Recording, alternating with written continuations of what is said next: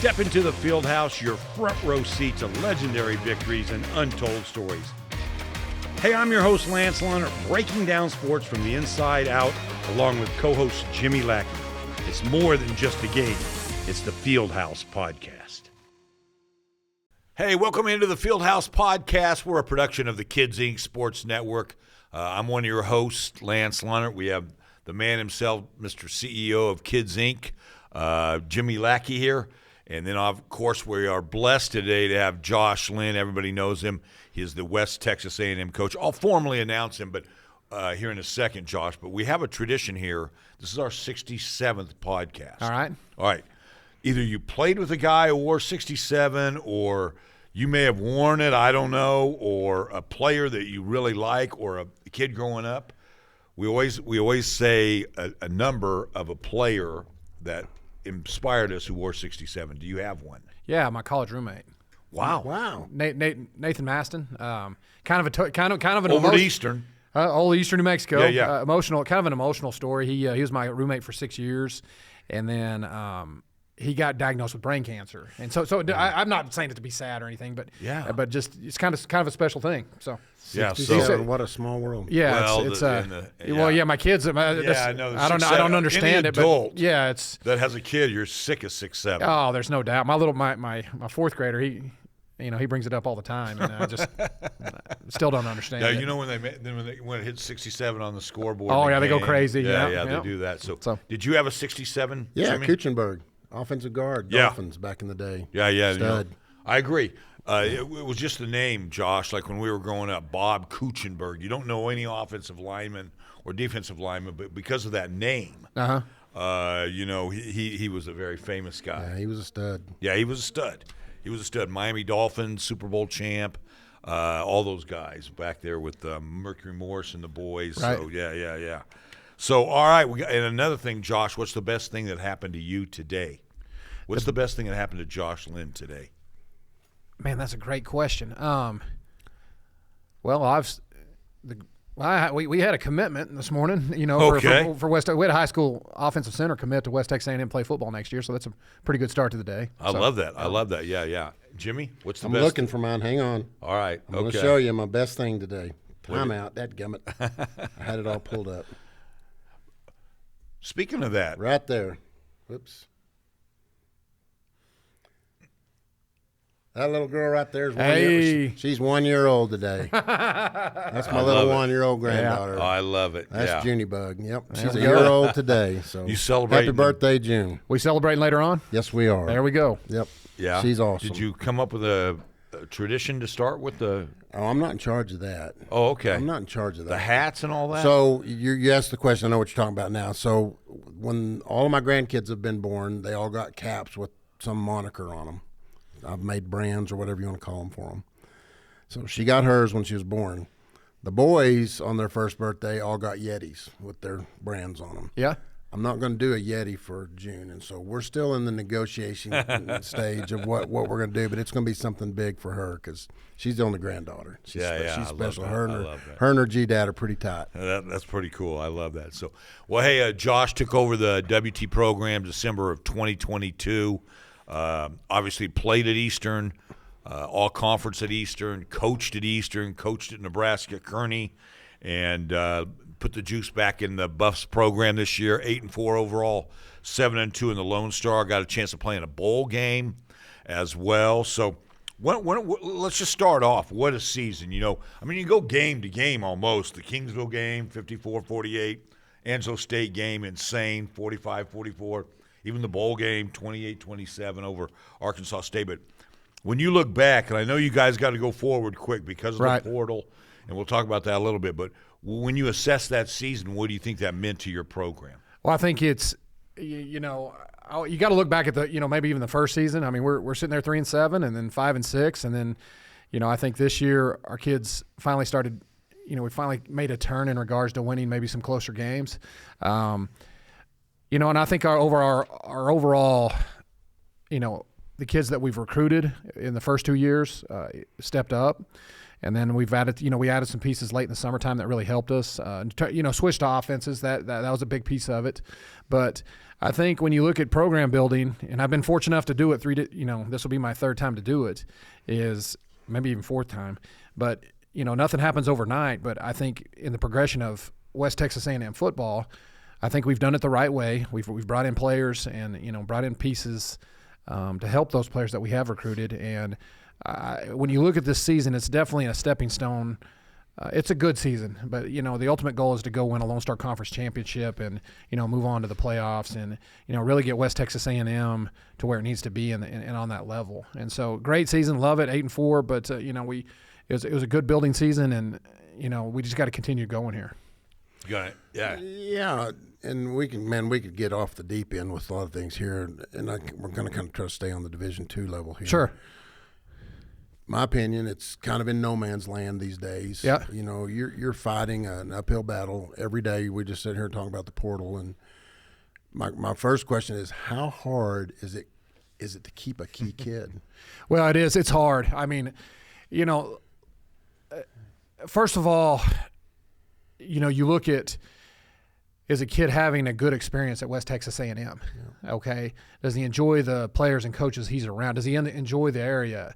And I can honestly say, I can honestly say the young men in our program do that. Now, there's another piece of this, guys, and you're going to think I'm crazy, all right?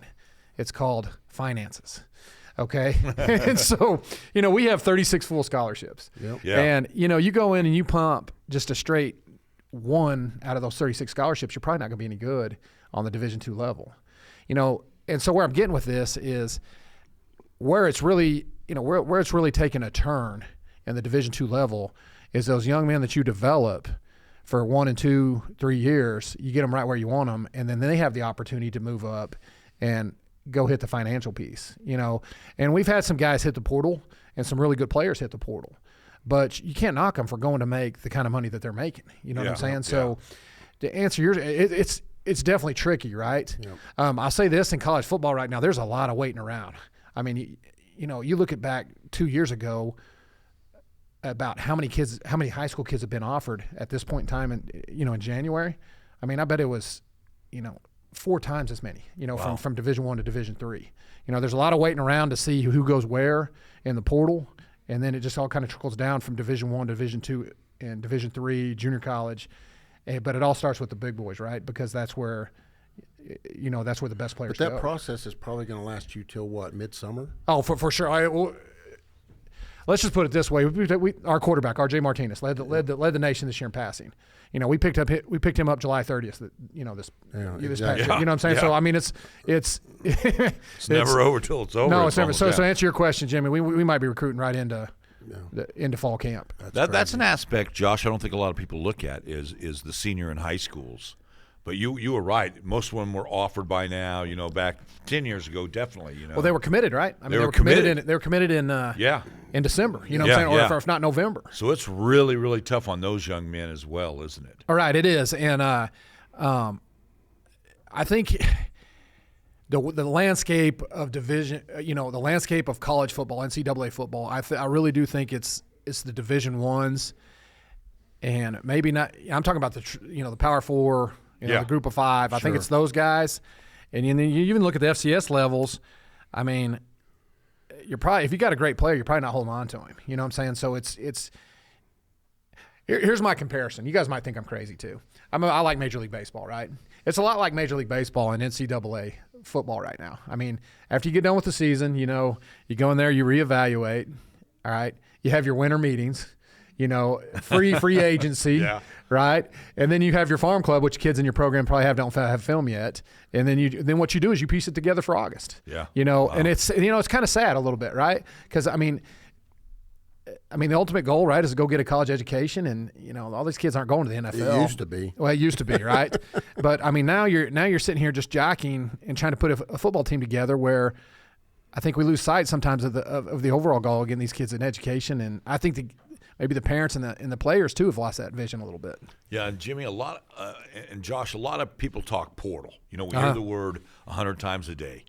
So you're living it. Mm-hmm. Tell us what happens in a portal. Does a kid come to you and say, "Coach, I'm entering the portal, or does he just get online himself? And is there an actual portal that you're actually watching players enter? And Right. And what do they do? Just put their stats in there, their name? How does it work? All right, so how it works, and I think the good coaches in college football right now, they embrace the transfer portal. You know what I'm saying? Yeah, I think yeah. you better, or it's going to work against you. You get left Ship's gonna behind. sail if Yeah, you don't. yeah, right, Jimmy. Gone. Yeah. So I think the communication between your athletes and your coaches, and myself, is crucial, right? I mean, a kid wants to jump in the portal, then that needs to be communicated, and it needs to be communicated maybe not.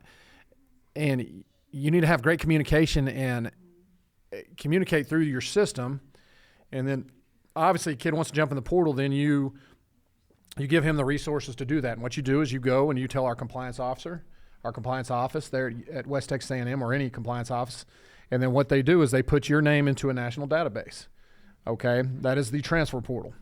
Okay, in the transfer portal, it gives you information about your eligibility, how many years you played, and then it doesn't put film or anything in there, but that's where the coaches, you got to have the resources to do it. Yeah. And then, and supposedly you're not supposed to be able to talk to a young man until he is in the transfer portal. So, and that's how they're trying to control things. However, once you could jump off a cliff here, and that's where, agents are coming in. That's where, people that aren't associated with the NCAA are just starting to get in, and there's no way to control that. And so, so where I'm getting at is, and sorry, I'm getting off track a little bit. No, this is interesting. good. This is good. So the whole deal is you got to communicate. Your kid gets in the portal, and you need to be proactive with him. And if coaches call, give him your best assessment. If he's a great kid, give him that, because, ultimately, the portal works both ways, right? Yeah. Those kids jump in the portal and they move up, and we had some great players this year move up, which is outstanding, but it also works the other way, right? I was telling you guys earlier before, we need the portal in regards to, maybe filling our needs with older kids as we move along here for August. So, yeah, you communicate, kid jumps in the portal, his name goes in the national database, then, it's free reign, all levels. You know what I'm saying? And most of the time, Are all the kids, all the divisions in the same portal? Yep, Josh? they are. Yes, sir. Okay. So, and now you can filter it. There's a filtering process, and Where they're coming from. where they're coming from, and what what level they're at. They'll tag certain things like if he's a grad transfer, or it's pretty.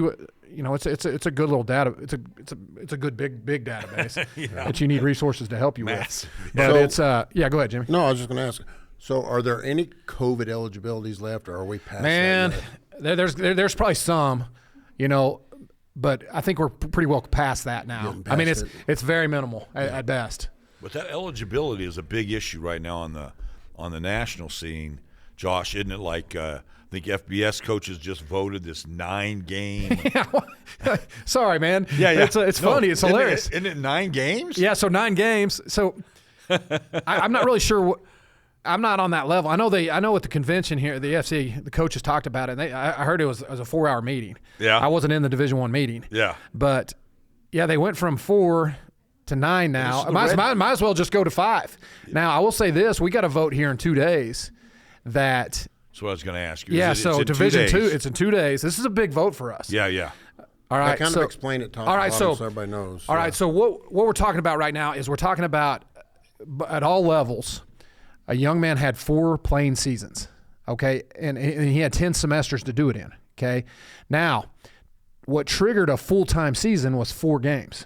Like a kid could go in at his freshman year and play in 4 games, and then still have the ability to save a season and still play 4 more seasons after that, a redshirt season. Right. Okay, so what they voted on this up to 4 games. Time, yeah. So what they voted on this weekend was the Division I's are pushing forward a 9-game rule now. So a freshman can go in and play 9 games and still save his 4 years of eligibility. Wow. Now that's why I started laughing. Yeah. So Division II now is going in, all right, and they're voting here in 2 days, all right, to say that in Division II, we're just going to do away with all the waivers. We're going to do with all the redshirt rules. And a young man, once he's in Division II football, all right, he can play 5 seasons. Not 4 seasons, 5 seasons within the span of 10 semesters. So so a young man that's played 4 seasons now, and he still has semesters left. He still has. He's anywhere from his 9th or 10th semester. That would trigger him to have another season. You like that? Absolutely. Right now, I do. Yeah. I mean, yeah. But another thing, what it Doesn't does that affect RJ? See, it does affect RJ. You know what I'm saying? Yeah. In fact, it affects probably 5 or 6 players on our team that are pretty good football players. Yeah. And another thing, what it does, it cleans everything up. Even with the Division I rule going to 9. Well, now a kid played in his 10th game. He played two snaps. Well, there's still waiver process. The way Division II's wording it is just, hey, we're going to do away with this. You're going to have 10 semesters, and it's nice and clean, right? And I think everybody is on the same page. We don't want 28-year-olds playing college football. You know what I'm saying? And that's kind of what's happening right now. And so I think that the Division II can get ahead and really, I think, clean things up if we get this rule passed. What's your gut? Will it pass? All right. So and Doug Lipinski, our athletic director, is really he's doing a nice job leading the charge on this whole deal. So you asked me in November, he felt really good about it, and so I think the Division I's have got a hold of it, and obviously we follow the Division I. Yeah. Well, there's been a little pushback, because they feel that if Division II goes to a 5 for 5, or a 5 for 10, play 5 seasons and 10 semesters, then their feet are going to get held to the fire. Their feet are going to get, or what it does, it kind of creates leverage a little bit for Division II, which isn't a bad thing. For me being a Division II head football coach, right? Yeah. And we don't have a lot of leverage on many things, but this is a thing that this is a rule that we could pass to help us out. Yeah. And so to answer your question, all right, so in November, we felt really, really good about it. And then as we've moved along here to this vote and what the Division I's did yesterday, I think it's going to be 50-50, guys. So it's a big actual who votes? So it's the national committee, and the presidents make a vote, the athletic directors make a vote, the SAC, the student. The students make athletic council makes votes. The trainers have a vote. What? And so, what about the faculty reps? Faculty reps. And the big one there is the president. They kind of lead the charge for their. I know that in conference commissioners that they'll make like kind of straw polls within their meeting. I know that the MIAA, everything in the central United States is kind of going for it. And then as you move to the East Coast to the private schools, they're kind of against it for some reason. And so, but I know that the Lone Star Conference is for it, the MIAA is for it. The Northern Sun up top there, the Rocky Mountain, all the Colorado schools are for it. So, it's when you look at the landscape of college football, this is, obviously the transfer portal and moving up divisions was, obviously that's a big, that's probably as big a rule as that has happened in college football. But I mean, you look at this one too; it's a big vote. But don't you think? And again, I'm getting back to the D2 thing here. At some point in time, Division II's got to step up and say, "This is who we are. This is what we're going to be." Division I, you go be who you want to be, and this is how it's going to work for us. And I like this concept of this 10 semesters, 5 years. Yep. No red tape involved in the middle of the waivers and all that. D1, you go do what you want because they're going to do what they want anyway. Well, there's no doubt. And, I'm going to say this, and I hope I don't get shot for it, okay? But, I mean, right now, the NCAA, they're kind of swimming a little bit. They're broken. I'll say it. Okay, yeah, so there you go. I mean, but there's nothing protecting Division II athletics. Yeah. Nothing at all. That's my point. Yeah, I mean, there's nothing protecting the student athletes. Actually, I mean, the student athletes are getting to move up and down, which that's the course of the NCAA. That's what it's come to. Okay, but there's nothing protecting. There's nothing protecting the universities that have invested in these young men and women, or the coaches that have invested in these young men and women, and now, then somebody else gets to work with kids that you've spent a lot of time developing. Yep. And I understand it. I mean, I do. Yeah. It's just at some point you need to protect Division II athletics, and I don't believe that's getting done right now. Yeah, that's an excellent point. 100% agree. Give us an estimate. I mean, like how many young men from WT are probably in the portal? Well, that's good. We're up to 30. I mean, that's the example Josh is talking. I mean, you look at 100. You look at 120 football players. I mean, that's a quarter of our roster, guys. Yeah. And another thing too is, And how many of those might come back? Zero? I mean, here's the deal about the portal too. Is especially at We West Texas appreciate A&M. you going. We got some great Division II football players this year. We had some great ones, and those guys are moving up. The other now that's probably 10 of them. So you look at other 20 that think they can go in, but now they want to come back, and it kind of scars your overall. Yeah, that's the question I was going to ask. Your Once they chemistry of leave- your team, your yeah. culture of your team. I mean, now you got a kid that wants to go move on, and then but everybody sees it. I mean, it's all over social media, and then a young man wants to come back. Then it's a tough course to navigate as a football program, because are those, you always got to ask the question, are they committed? You know what I'm saying? So Yeah. So as a staff, real quick, Jimmy, No, I have you this go. No, question. you go. If you don't mind. Like, do you like maybe Coach Brown? He doesn't mind me saying this. The basketball, and they're a little different because they don't have to play. Sure. They've got 5 guys or 8 guys or 12 guys. He says once if you enter the portal, you're pretty much gone. You know yeah, what I mean, mean? go ahead. I'm sorry. Good luck. Good Yeah. luck. But you're probably not coming back to WT. Right. You have that as a staff. Do you guys have that philosophy? We don't. Yes and no. I mean, it's a situation where if the kid's educated and a kid gets to go play at Michigan or Texas or Yeah. something and make Yeah. $200,000, Yeah. then that conversation needs to be had. All right, it's completely different when a young man comes in and we try to be as real as possible with him and as honest about, hey, you're probably not there yet. You're probably not going to go make hundreds of thousands of dollars or tens of thousands of dollars. Yeah. Then if he still makes that decision, then it's kind of hard to bring that young man back when we've had those hard conversations. No, fair enough. And so it's I want to say this, it's maybe a case by case, but I tell you what, once they've done it though, it's really hard. It's like, analogy, it's like getting a divorce with your wife, and then getting back together. There might be a little doubt, when you get back together. You know what I'm saying? So it's and that's just the analogy I'm using. So would you say in this, and I think this is where a lot of folks don't understand the difference. This is where the line in the sand is between the portal and NIL, because they're chasing NIL. Oh, 100%, Jimmy. Yeah. They're not one and the same, and I think a lot of folks think the portal and NIL are one and the same. No. And they couldn't be but more than polar opposites. The portal is there for a kid that maybe they're not having a good experience where they are, and they just want to try to go somewhere else, or because you could have a kid go in the portal from WT and end up on a opposing team in the conference. I mean, that can happen. Most Cannon of them- Gibson, West Texas A&M. There you go. Yep. But most are chasing that NIL. That's if I'm seeing it the way I see it, that's where the line in the sand is. They're hoping they can get some of those dollars by sticking their name out there. Uh-huh.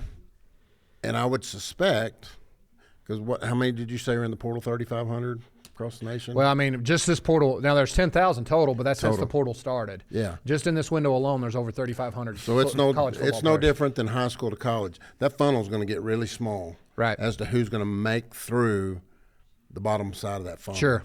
And that's the reality of what I don't like about all of this, is because so many kids get false hopes. They get lost in this process. And at the end of the day, the university's one funding most of the process. And so the educational side of it, that's why faculty members get upset. That, that's Hey, what, rightfully it's, so, right, Jim? and it's that culture on a campus that can be different for a kid at WT, because they're going to get more of a home feel.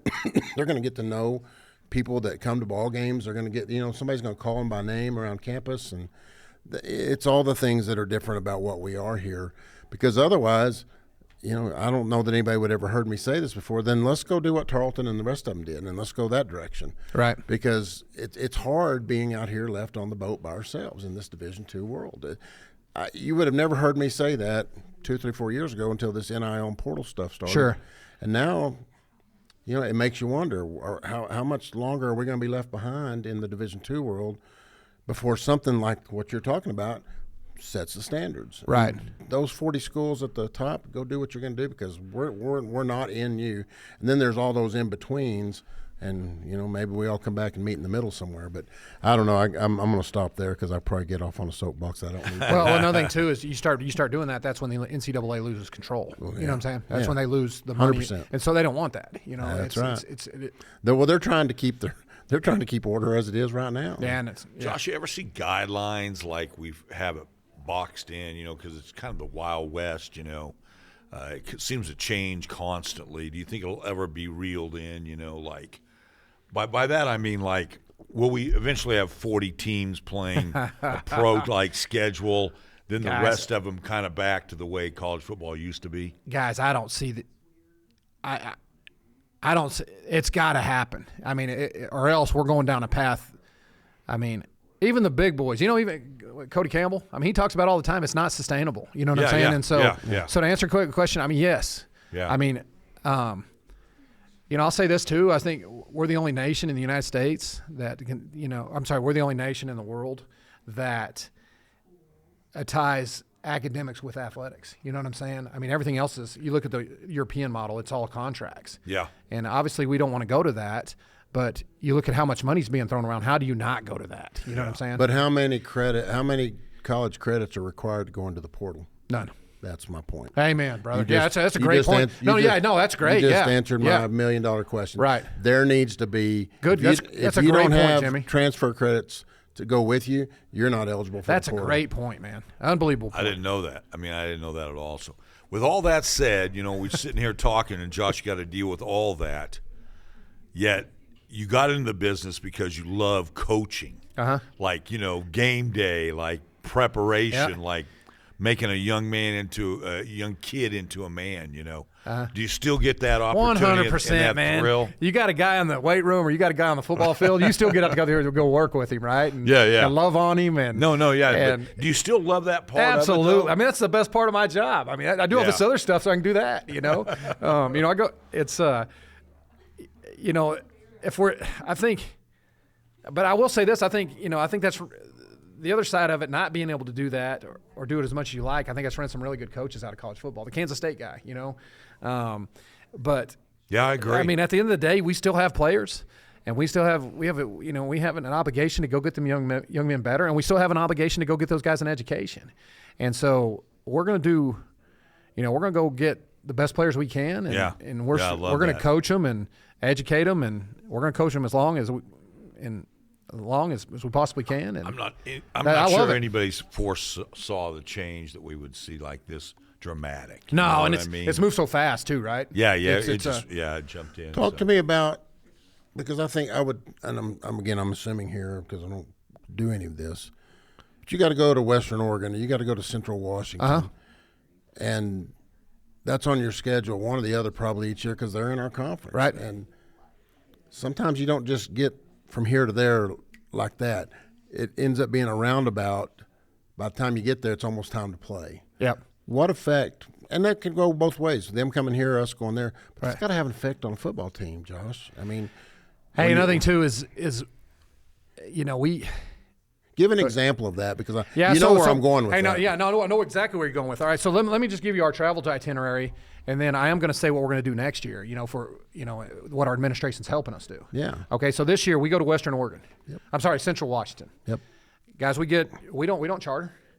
Okay, we go out there and we get our kids up at 4:00 in the morning. We go out there and we hit the 5:00 flight, get on Southwest flight into Love Field. We get to Love Field. We have about a 2-3 hour layover. Well, then the air conditioner breaks on the plane. So, we're 3 hours there, maybe 4. Yep. So then there's a time change there too, guys, when you're going back west, right? Well, we get in, and of course we give our kids some money where they can eat in the airport, but you're just laying around all day, and then we get to Seattle, and we got a meal lined up at a Golden Corral buffet. That's the number one thing for a Division II football team is a Golden Corral. You can feed them all you want. The Golden Trough. Yeah, Golden Trough, right? It's funny. But then we travel. Then you get on interstate, and of course there's 2 wrecks, so that puts us back another 2 hours. Getting to from the hotel. So then you roll in to your hotel. How far was that bus drive, for instance? Well, we landed in Seattle. We stayed in Seattle. Okay. All right. Gotcha. So now, yeah. But I'll get to that here in just a Yeah. second. All right. But then we get to eat. We get our kids back. We get our kids back to the hotel about 11 o'clock, which is what, 12 o'clock here, I think? Or It'll be 1 o'clock 1 here. o'clock. So you can see where that's a long day, right? Yeah. So then you get them up the next morning, you move them around, you do walkthroughs, you eat a good breakfast at the hotel, and then you get on and then you drive 2 hours to, you drive 2 hours to Central Washington, okay? And then, you eat and do what, and then you get ready to play a football game, right? Football game's at 7 o'clock. So let me throw this hypothetical at you guys, all right? Or this not a hypothetical, but what we're in. We get done playing get done playing a game. All right, you play a game from 7 to, let's say, 9:30. All right, you have a 2-hour drive back to Seattle. All right, you have the option to go back to a hotel, but then you have to hit a 6 o'clock flight to get back home. Well, guys, you take a football team, you drive them let's say 9:30. We drive back to Seattle, get them in a hotel at 11:30. You got to get back up at 4:30. That's. First of all, it's not worth the money, right? That's Right. Exactly. Right. Another thing too, you're probably not getting them up. You know what I'm saying? I mean, we're going to be dragging kids out of. Yeah. So what we do is we just hang out. We hang out in, Central Washington was gracious enough to, to let us stay in their indoor facility. And we just hang out in their indoor facility till about, 3 in the morning, and then get on a bus and head back to the airport, and then fly back home. And Wow. and then they get back home about 3 or 4 in the afternoon on Sunday. Never knew. And then then you go to work, right? I mean, so. What's great about this year though is Doug Lipinski. He's noticed that. He went to the game and and he noticed that, and so we will get to charter those flights next year, and so that's a big step, right? Huge. You know what I'm saying? Yeah. So Yeah. I think that's the growth and what he's trying to do with our football team, and I mean, make no bones about it. He's made it very clear to me in this program. We want to be up there in the top 5 in the nation, and so Well, you would we think got to that- make some changes, right? You would So- think every squad in America wants to be there. It's those that are willing to put forth the Yeah, effort. right. And historically speaking, that's the expectation around here. But it's not always been the result. No, and another thing. I think the transformation of Division II football has changed, and I think West Texas A&M, most notably football, we've made some changes, but we need to make more. And so I think we're getting in that path, but I believe that we still have ways to go, Jimmy. And I think you're always going to fight this too. And I'm going to speak out of turn. Hey, and I here. want to say this too. We have the best stuff in Division II Sure you football. do. I mean, I'm not complaining at all. I'm just kind of trying to paint a picture here. This is what I think Yeah. football at WT fights more than some of the other sports programs. And I'll just say this is just my Sure. opinion. People can take it with a grain of salt. But I went to school there in the fall of 1980. Okay. We didn't have a very good football program. Coach Young was in his final years there. We'd had some good. We won 77, 79 Missouri Valley Conference championships. Kind of started on a little downhill slide there. Coach Young leaves, goes to UTEP. Football wasn't great. Coach Kelly comes in. We had a year or two pretty good football, and then not so hot for a long time. We dropped to Division II. Lance can Dropped remember. the program. We dropped the program. I was running the alumni office. We dropped the program. I had to have a rodeo for a homecoming. We did that once. I wouldn't So wish you actually put on a rodeo for homecoming. for homecoming. Man, let's I go, wouldn't, huh? I wouldn't wish that. Two things I'd never wish on an alumni director that I lived through both of. One, dropping your football program, and 2, changing the name of your school. And I lived through both of those. Yeah. It was Yeah. rough. Right. So, and then fast forward to where we are today. And I'm going to tell you, I think the 2 things that our football program fights and probably will fight for years to come. We were once a Division I program. We were in the Missouri Valley Conference. And so you've got folks that's all they want to talk about is going back to Division I. Sure. Okay, fast forward. We had some good years. Coach K had some great years with Coach Cartel. Why can't we be right there? And now here we are, and Hope's back again. Right. Can we get back there? And then you've got all this mess with the portal and NIL.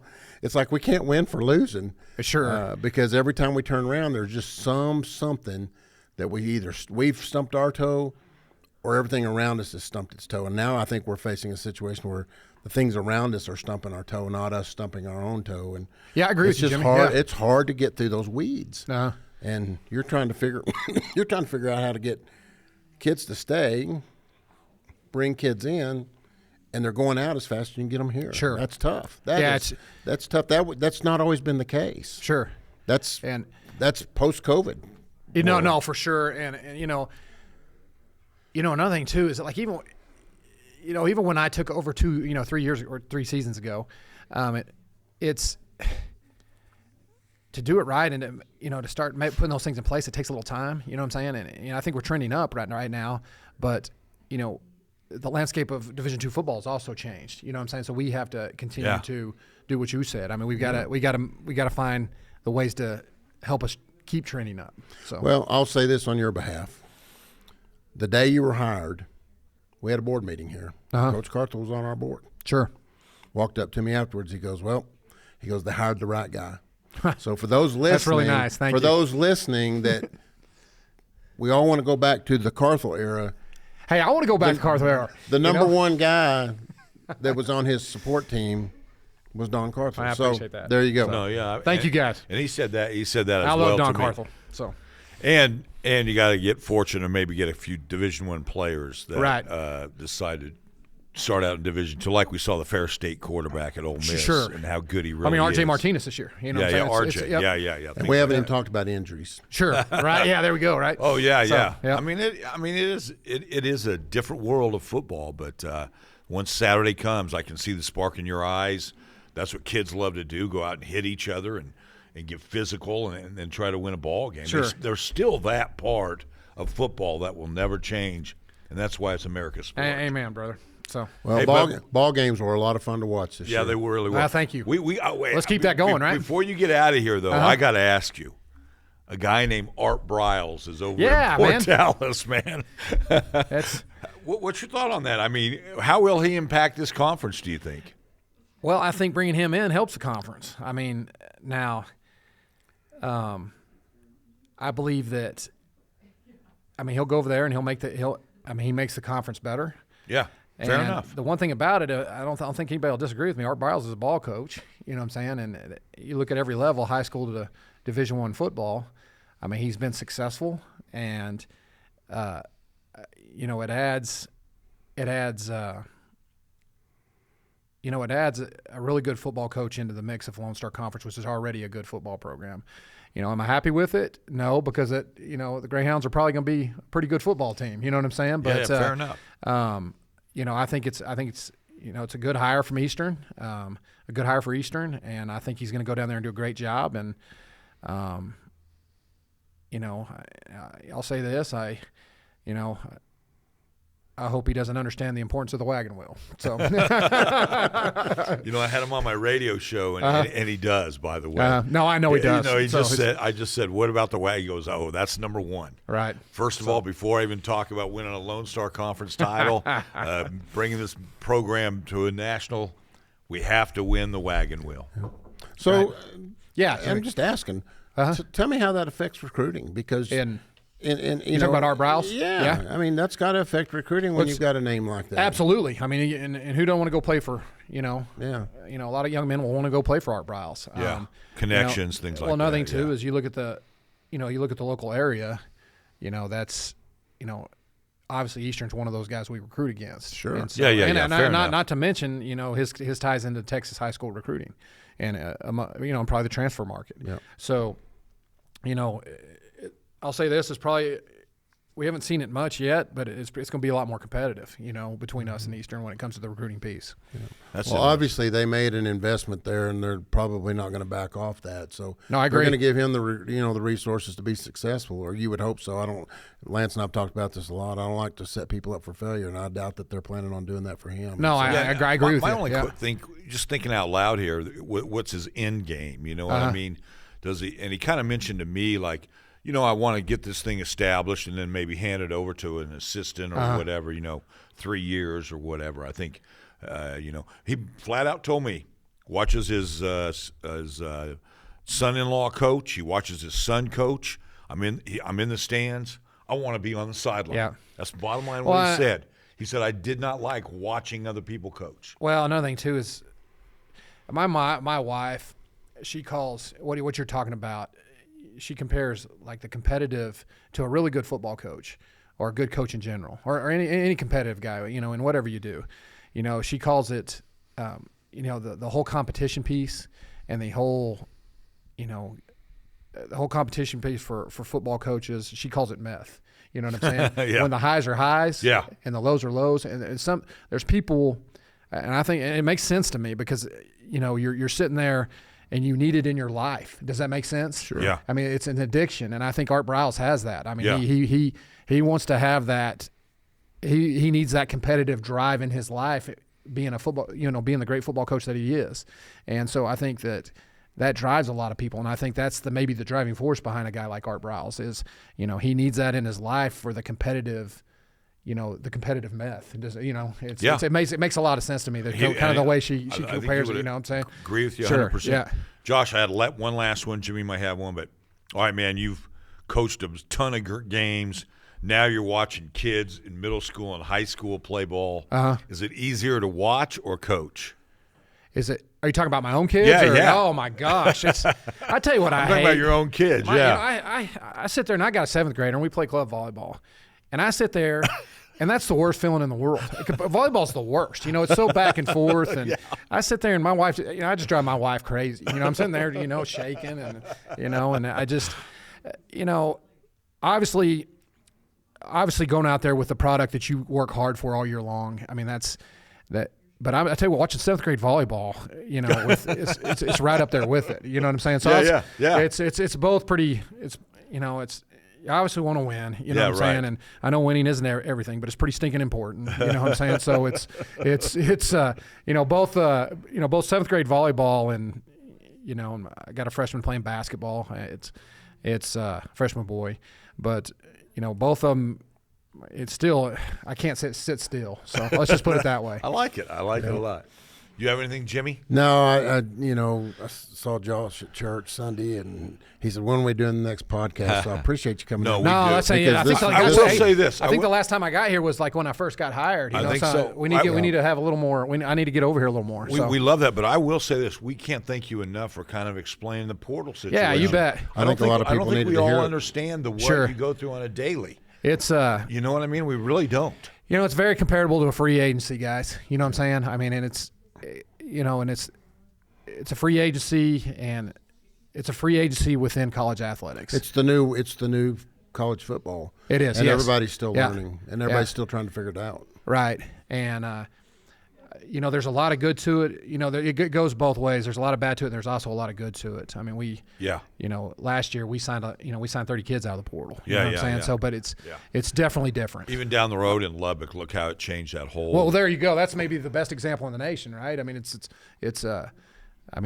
incredible what they've been able to do down there. So I don't want to go down this rabbit hole, but I'm going to ask y'all one last question. Sure, let's do it. There's 9 NFL jobs open up. Yeah. What's the biggest thing that's going to happen in the offseason in the NFL as it relates to teams and coaches and players? You mean like what's going to be the single topic once they hit the offseason? Mm-hmm. Well, who's going to be the biggest hire? Well, Harbaugh, without a doubt, in my mind. I mean, that's a shame. I think Pittsburgh. I think Pittsburgh losing their coach. I mean, after 19 years. I mean, that's just like Harbaugh, right? Yeah. They're both tenured coaches. Yeah. That didn't surprise me. He retired. I mean, not. You watched. He's only 53. Did you know that, Josh? I know, and that's crazy. I know. 18 winning seasons, right? Yeah, NFL. Yeah. Straight winning seasons. So I heard a guy say he was. I heard this on a talk show on ESPN. Guy said, "I'm 56 years old. 49 of my 56 years, he's a Steelers fan. I've only had 3 coaches. Yeah, exactly. Rarity. No. Rarity. Yeah. And no, I love that. Hey, I think the biggest question you need to ask on this podcast, just for your audience, is how are the Dallas Cowboys going to get back to the 90s? Oh, don't. Lance knows not to ask me that question. But I'm a Bronco fan, so I'm in heaven right now. Hey, I'm a Chicago Bears fan. I haven't had much to root for in the last. And we haven't either. No, we did since Elway, and Manning. We got to give Manning his due. But no, that's a great question. Yeah, I love that. Jerry's got to let a GM come in, let a football guy come in and just help him. Wow. Not just help him. You know what I heard him say his goal? On our players. There you go, yeah. They have the offense, Josh. They have the offense. They don't have, they've got, I don't know. I think I heard this on the tickets. They interviewed him. You know what his number one goal in life is right now? No clue. No. He wants to be the owner with the most Super Bowls. He wants to live long enough to be the owner with the most Super Bowls. So, Well, he's got to get 4 more because Kraft's got 6. oh yeah. He better. He better let some other people get in on the process. The only thing is, Wow. I always say this, Josh.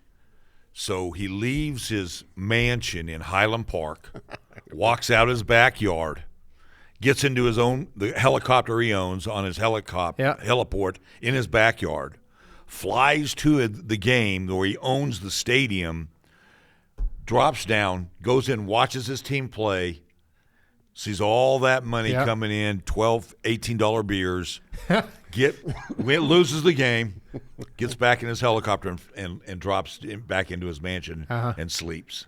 That's a pretty good life. Ain't no doubt. I mean, You know what I mean? hey, I'll say this, kind of like Art Briles. He probably got a little bit of the competitive drive too, don't you guys think? Oh. And you know what I mean? That's one thing you got to love about him. He lives and dies with those Cowboys losses Sure. and wins. But I can't fix him. I mean, I don't know. You're the coach. Well, It looks like Schottenheimer knows how to coach a little bit, though. I think Maybe a lot of bit. on that level, man, it's so much player, the GM, Yeah, and, yeah, getting, yeah. and piecing that roster together. Players run the teams, yeah. And- yeah. I still think Lynch is the best at it. He just had a lot of injuries. Yeah. I hated to see them. I would like to see them. He actually played in it, you know what I'm saying? I mean, Yeah. there might Totally. be something to that, don't you guys think? Oh, totally. Piecing Totally. together a locker room, not Yeah, so much yeah. the Yeah, the- piecing the- together a locker I still room. think he's the best at it across the board. Piecing together a locker room. I opened a rabbit hole there. I didn't mean to. That's all right. That's all right. Rodgers stays, or is he done? Who? Aaron Rodgers. Oh, he's done. I think so too. Yeah. He's done. He's done. I'm done. unless Then I'm done. he gets to go to a team that is just really poised to win it all. You know what I mean? Because he can still throw it. We saw that in this last No, game. He can still throw it. They got to protect him though. But Yeah, I hear you. he's done. Yeah. He's done. Yeah. Well, the What a Texans- career. Texans defense, can they hit? All the As a football coach. They'll light So you sorry, up. sorry. I know one more rabbit hole. Yeah, yeah. College playoffs. Oh yeah. I mean, you look at those two teams. You look at Indiana, and you look at Miami, and you maybe look at the top 4. How good were those defenses that those teams put on the field? I mean, Unreal. Miami's front 4. I mean, those guys can go. You know what I'm saying? It just goes to show you there. You know, everybody sits here and talks about the offenses and things like that. Well, you look at those, maybe those top 8 teams. You know, you can throw Texas Tech in that mix. You know, that Texas Tech's defense was pretty good this year. Really good. You know what I'm saying? Really I mean, good. but you look at that Miami defense, you look at Indiana's defense. Yeah. I mean, those guys pretty Indiana stinking good. concentrates on no mistakes, run the ball as much as they can first. Yeah. Kind of an old school philosophy. Yeah. Yeah. Would his coaching style transfer to the NFL? Well, I think I'm just curious. I think I've always said that I think that there's the right guys for the right jobs, you know, on any level. Yeah. I mean, let's just use Don Carthel was a great fit for West Texas A&M. You know what I'm saying? I mean, he farmed in Friona. You know, Yeah, he's got brothers. He's exactly. got brothers all over the Panhandle. You know what I'm saying? You know, you look at USC's old head, the guy that just got fired from the Raiders. Pete Carroll. Carroll. You look at Carroll at USC. He was a great fit for that. You know what I'm Yeah. saying? You look at Barry Switzer at Oklahoma back in the day. You know, I think there's a lot of different coaches, and I think there's different guys that fit different jobs. And I think his style would work in the NFL, but I think it'd have to be the right team. Fair enough. I yeah. like it. I Yeah. like it. Yeah. I enjoy listening to him talk sometimes. He's pretty aggressive, but he's also like, look, here it's pretty simple. Sure. Yeah. Go hard for 6 seconds, put that behind you, good or bad, and move on. Right. You know what I mean? So I'm Here's sure the last thing I'll say. Tom for Osborne at Nebraska, that's another one. That's Oh, a good, yeah. good fit. You know what I'm Oh, saying? yeah. So, Here's the last thing I'll say today. Being in my business, representing kiddos, I hope this Mendoza kid has a stellar NFL career because I think he is a great spokesperson for young people, and I hope he gets to be on that platform for a long, long time. I agree with you. One of my favorite interviews all year long was him after the Big Ten championship. Championship, yeah. How excited he was, and just that he could get up there and not say a word, and you could just tell how genuine and how happy he was just to be I associated. agree. You know what I'm saying? I mean, he didn't have to say a word, but he did. You know, and it was a great interview. He's a good ambassador for young people. Sure, I yes, hope sir. he gets I a long agree. career It's almost out of it. goofy. It's almost goofy, but I love it. Right. I'm with you guys. Yes, sir. I don't want to crush your spirit, but they said he's like a 5th-round draft pick in the That's NFL. okay. Okay. Somebody will get a winner. That's right. I love it. Josh, we can't thank you enough. Yeah, you bet. Really guys. Thank good you. stuff Appreciate you today, guys. man. We appreciate it. It's fun, man. Yeah. So- We really learned a lot today. I don't know 5th about round. you. Yeah. They said he's no better than Shador. The Las Vegas Raiders pick. In the 1st round? All right, that's lunch. Okay. We're betting lunch There on we that. go. You know what I Fernando mean? Mendoza, first He pick. would be my 1st-round pick. Just who he is. Raider. Okay? He'll be I a believe in Raider. who you are. Who are they going to get to more than coaching? your talent That's when critical. you take the NFL. Absolutely. Who are they going to get to coaching? 100%. That's the critical piece. Yep. All right, lunch. All right. Hey, let's hop out of here. We can't thank you enough for joining us today on the Fieldhouse Podcast. We are a production of the Kids Inc. Sports Network. Josh, unbelievable job. We really learned Thank you, guys. so much Yeah, you today, bet. and appreciate you. Welcome back anytime. And like I like to always say, we will see you when we see you.